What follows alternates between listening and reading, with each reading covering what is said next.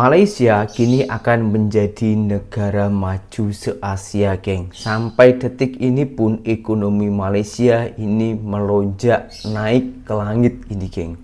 Secara diam-diam dan tanpa bersuara. Akan tetapi, bagaimana dengan Indonesia?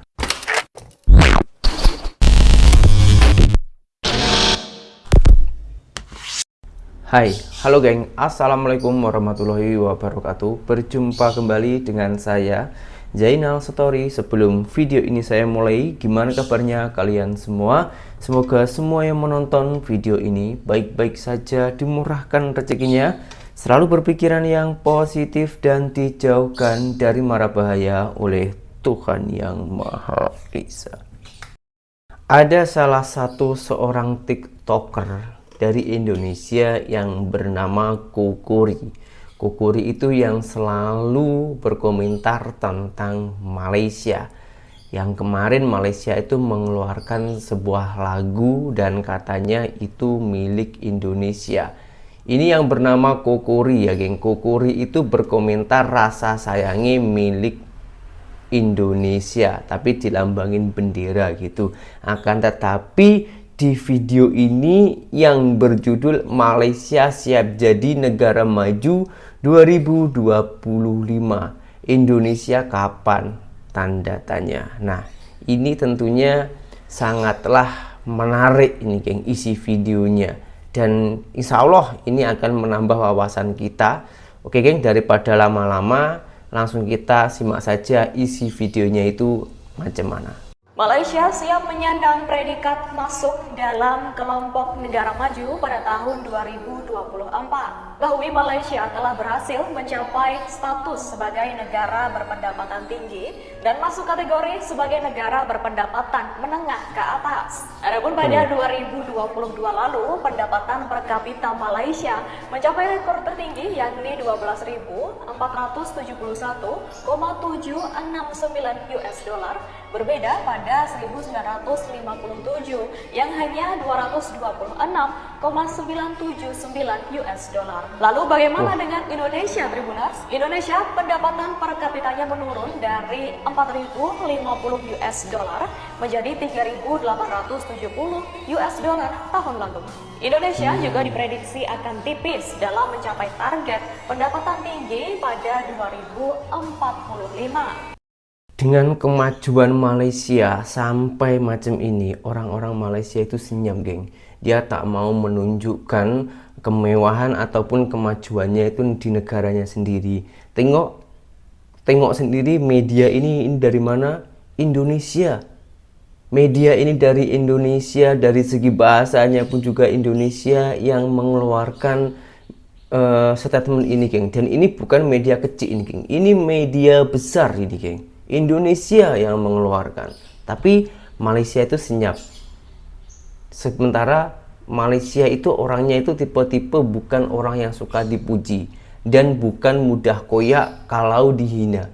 Slow aja, nyantai. Tapi apabila disakiti, wah, itu seramnya luar biasa, geng. Itulah watak-watak Malaysia yang saya ketahui selama saya itu berada di Malaysia. Indonesia banyak yang berkoar-koar di tahun 2045 akan menjadi negara emas. Akan tetapi faktanya sampai saat ini tuh ekonomi Indonesia itu malahan merosot. Saya tahu sih ini masalahnya apa. Ini banyak faktor sih, geng. Yang pertama yaitu tentang koruptor. Koruptor di Indonesia ini masih melonjak, geng. Masih banyak koruptor di Indonesia ini. Dan yang kedua itu SDM, sumber daya manusia ataupun EQ orang Indonesia itu masih di bawah rata-rata. Masih banyak yang egois, tak mau mengalah, teringin menang sendiri, teringin membesarkan perutnya sendiri. Sementara negara yang maju itu harus kompak antara masyarakat dan juga pemerintahan ataupun kerajaannya. Kalau kompak, masyarakat itu mudah diatur, kita berjuang bersama-sama. Kita ambil contoh itu macam sapu lidi, geng. Sapu lidi, kalau itu hanya 1 ke 2 biji, tak boleh buat untuk menyapu. Tapi kalau bersatu banyak sebesar ini ya, itu boleh untuk menyapu. Begitupun dengan kita di Indonesia. Kalau kita ini mau bersatu antara masyarakat dan juga pemerintahan kita ataupun kerajaan kita, ya, insya Allah Indonesia ini akan cepat juga untuk memaju. Jadi saya membuat video ini bukannya saya ini membandingkan, mengunggulkan Malaysia lalu merendahkan Indonesia, itu bukan. Ini sebagai penyemangat, geng. Kita jangan sampai kalah dengan negara-negara lainnya, termasuk di Malaysia. Dari segi penduduknya jauh lebih banyak daripada Malaysia, Indonesia ini, geng. Yang sepatutnya kalau kita ini kompak, kalau kita ini bersatu, kalau kita ini bersama, rasuah-rasuah kita hapus, koruptor kita lenyapkan, insya Allah Indonesia ini juga akan maju. Oke, geng, kita lanjutkan dulu videonya. Kabar yang cukup menyala datang dari tetangga kita, negeri jiran Malaysia, yang ternyata tahun depan kabarnya mereka bakal mendeklarasikan negaranya menjadi negara maju, bos. Wow, ngeri-ngeri sedap nih. Wah. Jika Malaysia benar-benar masuk dalam kategori negara maju tahun depan, maka Malaysia pun bakal menjadi negara maju ketiga di kawasan ASEAN setelah Singapura dan Brunei Darussalam. Bukan kaleng-kaleng, bos. Nah, dikutip dari banyak sumber berita berikut, visi Malaysia untuk menjadi status negara maju pada tahun 2025 ini pun sebenarnya merupakan hasil dari perencanaan jangka panjang yang telah dilaksanakan oleh pemerintah Malaysia selama 3 dekade atau 30 tahun terakhir, di mana sebenarnya tujuan awal mereka untuk menjadikan Malaysia sebagai negara maju yaitu adalah pada tahun 2020 kemarin, bos. Namun sayangnya pada waktu itu target negara maju tahun 2020 tidak dapat terwujud, di mana seperti yang kalian tahu waktu itu adalah zamannya corona, bos. Nah, di sini perlu kalian ketahui bahwa secara umum negara maju itu adalah negara yang sudah memiliki teknologi tinggi dan tingkat ekonomi yang sudah merata. Ya. Selain itu, negara maju juga memiliki tingkat keamanan yang tinggi dan bisa pula dilihat dari kekuatan militernya, bos. Dan kelompok negara-negara maju ini pun biasanya memiliki ekonomi pasca industri yang lebih maju. Artinya, sektor jasa memberikan lebih banyak kekayaan daripada sektor industri.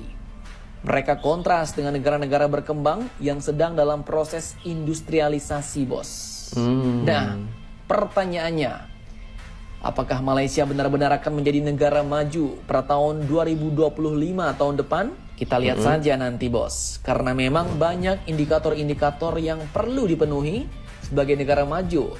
Dan ini termasuklah mencapai PDB minimal, kemudian penurunan jumlah kemiskinan dan pengangguran, pertumbuhan ekonomi, dan kesejahteraan masyarakat.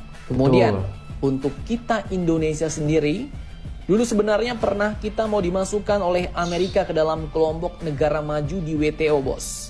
Di mana sekitar tahun 2021 kemarin, Amerika Serikat telah mengajukan untuk mencoret nama Indonesia dari daftar negara berkembang di Organisasi Perdagangan Dunia atau WTO.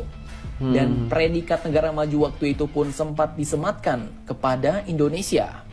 Bahkan beberapa negara lain juga dicoret dari status negara berkembang oleh Amerika, termasuklah Albania, Argentina, Brazil, China, India, Singapura, Thailand, Ukraina, bahkan sampai ke Vietnam.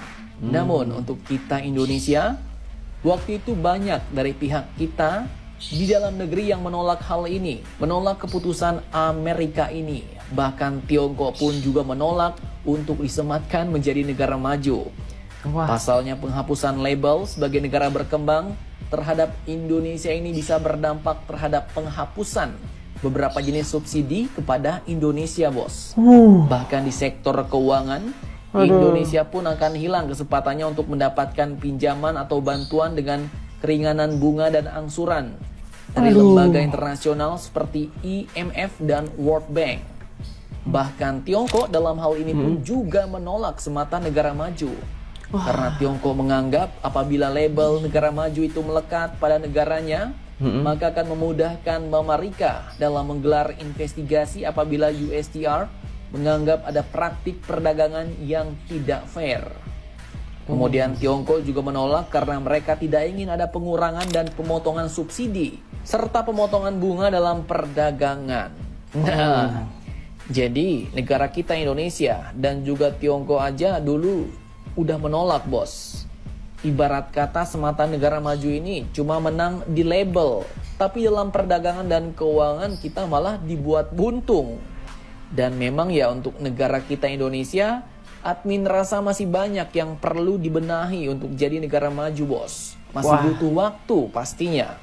Pasalnya negara kita adalah negara yang sangat-sangat luas. Tidak seperti Singapura dan Brunei Darussalam yang ukuran pulaunya mungkin 5 kali lebih kecil daripada Pulau Bali, bos. Jadi pemerataan ekonomi dan pembangunan di negara mereka ya jauh-jauh lebih mudah dibandingkan negara kita Indonesia yang segede gaban ini. Nah, jadi bagaimana menurut kalian tentang hal ini? Kalau menurut saya kita ambil yang ringan-ringan saja ya. Kita tak payah ngomongin negara-negara yang terlalu luas itu ya. Kita ngomongin rakyat-rakyatnya saja, yang ringan-ringan biar mudah dicerna untuk semua orang gitu. Dari kalangan yang menengah ke bawah, menengah ke atas boleh menerima, boleh mencerna apa yang saya sampaikan hari ini.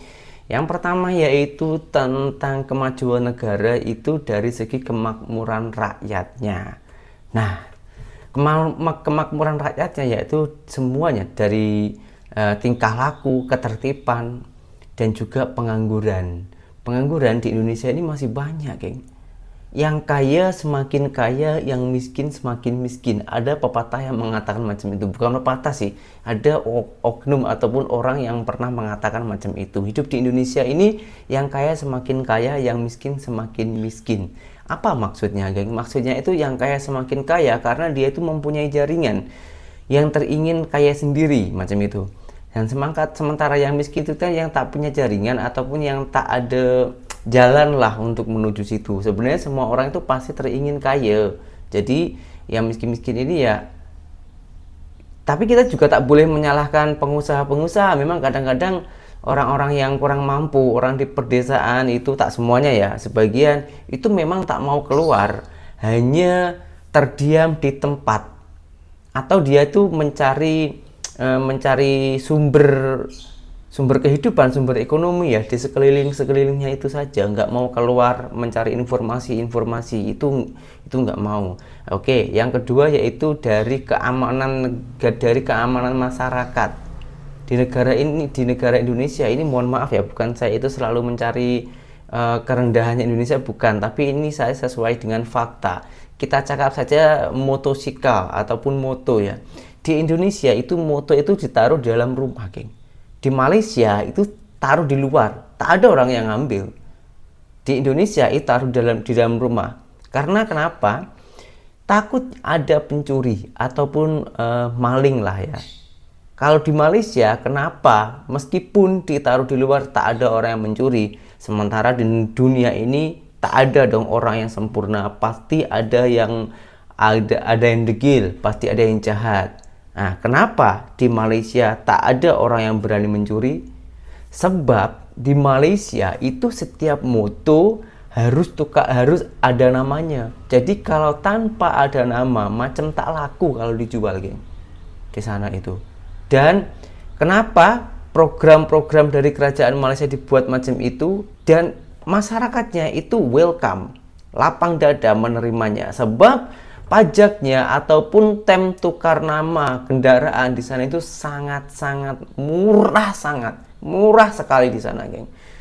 Di Indonesia ini kalau mencuri moto, misal moto harga 30 jutaan itu ya, lepas itu diambil ataupun dicuri ya, dicuri dan dijual lagi, itu masih berlaku 10-an juta ke atas meskipun tanpa ada surat.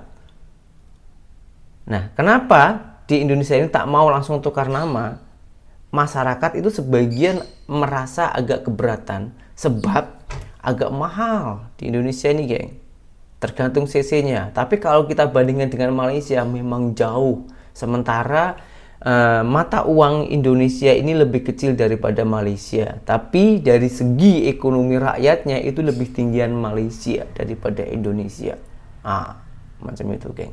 Dan saya itu dengar lagi, Malaysia hari ini kan ekonominya itu melonjak. mata uang ringgit Malaysia itu pun juga naik. Otomatis gaji para pekerja di Malaysia itu juga naik. Akan tetapi harga ekonomi, harga sembako di Malaysia itu juga pastinya akan naik. Saya menemukan salah satu konten kreator dari Malaysia langsung. Dia orang itu mengulas tentang hal ini. Dan tak main-main, geng. Gaji yang dari 1.500 ringgit Malaysia saat ini akan naik 2 kali lipat menjadi 3.000 ringgit Malaysia. Betulkah hal tersebut? Dan ulasannya dari warga tempatan ataupun tanggapan dari dia orang itu macam mana? Langsung kita simak saja videonya. Yang benda kerajaan ni tak takut ke harga barang naik kalau gaji naik? Ni dah mula cerita pasal naik gaji ni. Jangan main-main tau. Silap-silap harga barang melambung nanti. Okey guys, sama kata untuk kali ni kita cerita pasal gaji. Korang perasan tak ada 3 mekanisme yang sedang digunakan untuk tolak gaji ke atas? Yang pertama, kenaikan gaji dekat kaki tingkat awam. Itu memang kita dengar lah. Tetapi untuk sektor swasta pula macam mana? Tak boleh lah kalau sektor kerajaan je naik kan. Swasta ni macam mana ni? Okey, disebabkan itulah ada 2 perkara yang akan digunakan untuk tolak gaji sektor swasta ni ke atas. Yang pertama adalah gaji progresif. Dan yang kedua adalah gaji minimum akan disemak semula. Jadi kalau kita tengok sekarang ni dah adalah teori-teori ataupun pandangan-pandangan yang mengatakan bahawa nanti kalau gaji naik, bahaya tau, harga barang boleh naik. Okey, jom kita bincangkan dalam video ni. Adakah benar kalau kenaikan gaji ni berlaku, harga barang boleh naik? Jawapannya ya. Akan tetapi ia hanya berlaku kalau dia naik tetapi tidak ada kenaikan di dalam produktiviti. Okey, dalam video ni saya nak explain dengan korang dalam bahasa mudah. Biasalah, video-video saya semua gunakan bahasa mudah untuk fahamkan korang tentang ekonomi ni. Belum tekan butang follow sekarang. Saya akan explain dengan korang dalam bahasa mudah. Bagaimanakah kalau sesebuah syarikat tu dia naikkan gaji tapi produktiviti tidak naik, jadi harga barang akan naik. Okey, katakanlah ada seorang ni nama dia Ali. Ali ni dia bekerja dekat sebuah kilang lah.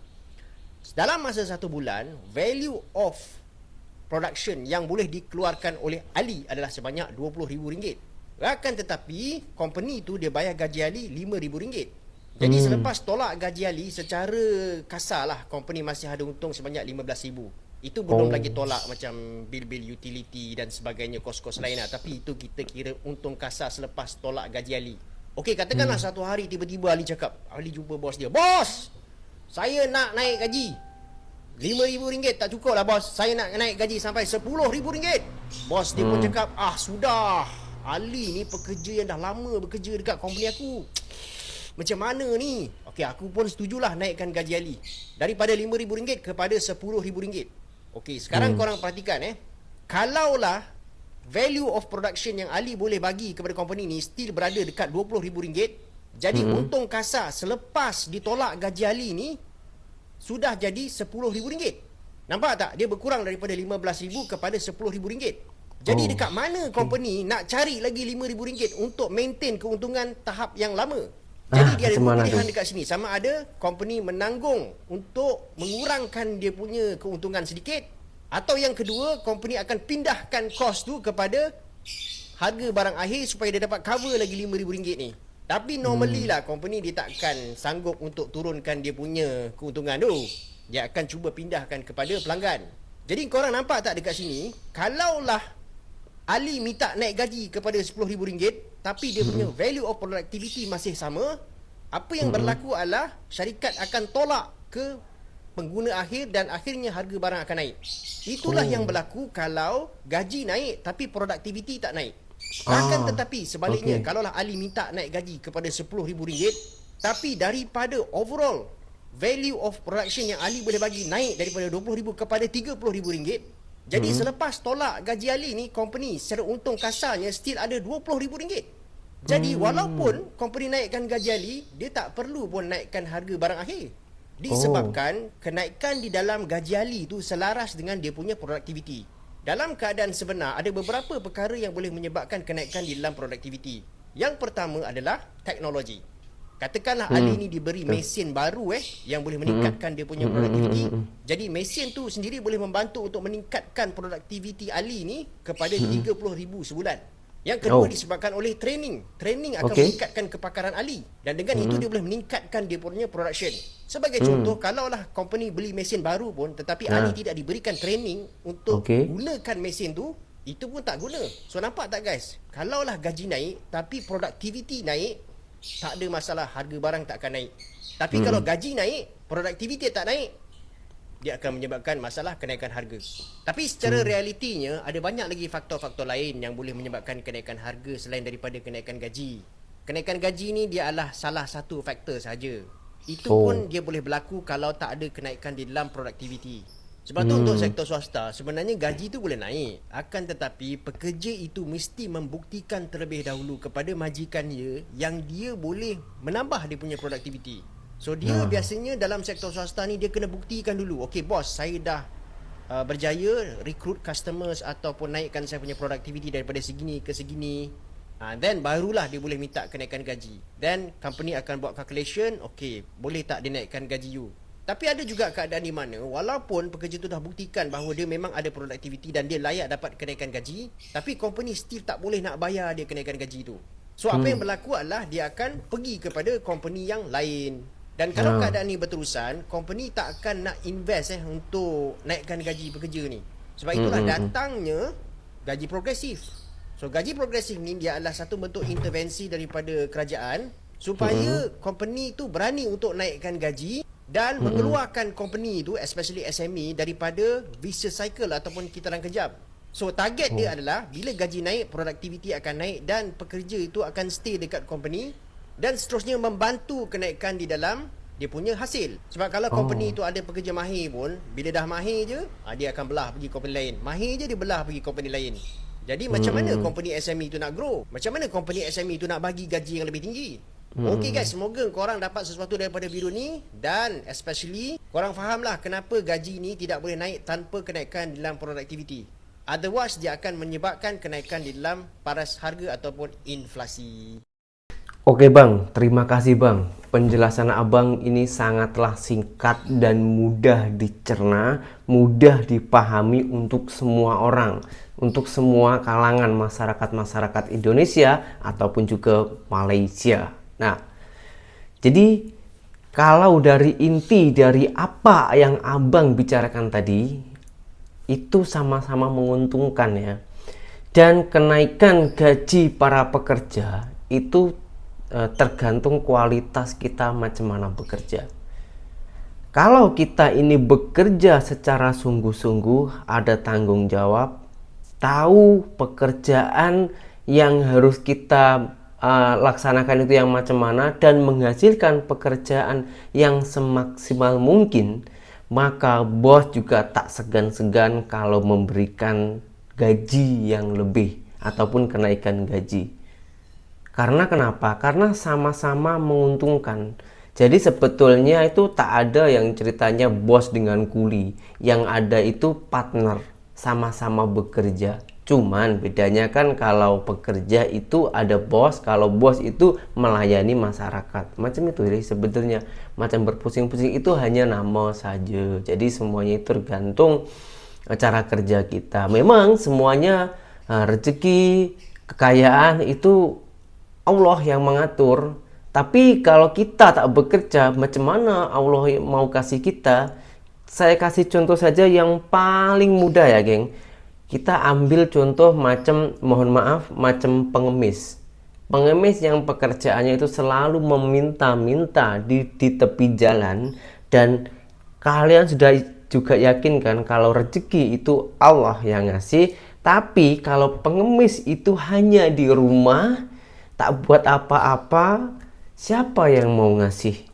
Itu pengemis loh, bukan pekerja. Pengemis itu harus pergi ke tepi jalan dulu atau ke tempat keramaian baru meminta-minta. Itu pengemis yang tak patut kita contoh. Itu pengemis, tapi kita ambil dari perjuangannya saja ya. Apalagi kita ini sebagai pekerja. Kalau kita hanya berdoa tanpa berusaha, macam mana kita mendapatkan rezeki, macam mana kita mendapatkan uang. Dan rezeki itu bukan hanya uang saja, bermacam-macam, termasuk kesehatan, ini juga rezeki. Perhatian dari keluarga, dari orang lain, itu juga termasuk rezeki. Dikasih makanan dari jiran-jiran kita, itu juga termasuk rezeki. Kita merasakan bercukupan, kenyamanan, sejahtera, itu pun juga termasuk rezeki. Jadi semuanya itu macam mana usaha kita dan macam mana cara kita untuk mensyukurinya. Oke, semoga dengan semua video ini ada manfaatnya. Dan semoga juga Indonesia Malaysia maju bersama. Saya Jainal Story, seorang mantan TKI Malaysia. Salam TKI sukses. Assalamualaikum warahmatullahi wabarakatuh. Bye bye.